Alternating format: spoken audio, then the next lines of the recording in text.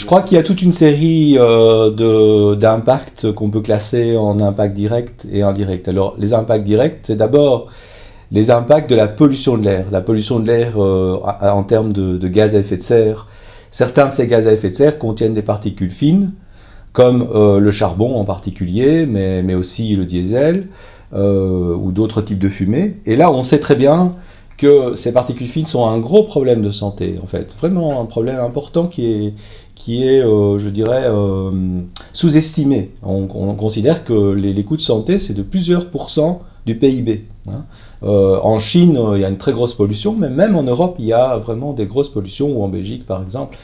Il y a un deuxième impact direct qui est un impact plutôt lié vraiment au changement climatique, hein, qui commence, disons, à se montrer, qui va augmenter plus tard, c'est l'effet des canicules. Alors l'effet des canicules peut être dangereux dans des pays tempérés comme les nôtres, mais dans des pays qui sont déjà très chauds, il faut savoir que la température du corps est d'environ 37 degrés et que la température du corps a besoin de diminuer à certains moments durant la nuit.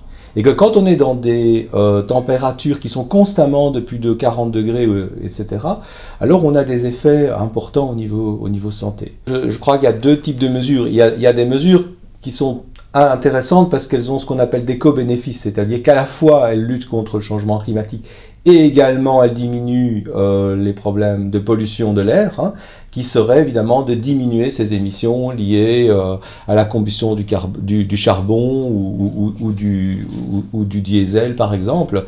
Donc là on a pu calculer vraiment qu'il y avait des bénéfices vraiment intéressants. Il est malheureusement difficile d'agir à court terme parce que ça peut toucher l'économie, mais il est important vraiment de le faire en trouvant des mesures d'équilibrage et comment dire, de compensation éventuellement, mais c'est vraiment nécessaire parce qu'il faut une grosse réduction des gaz à effet de serre assez vite, et donc cet argument de diminuer les impacts sur la santé vraiment vient conforter cela.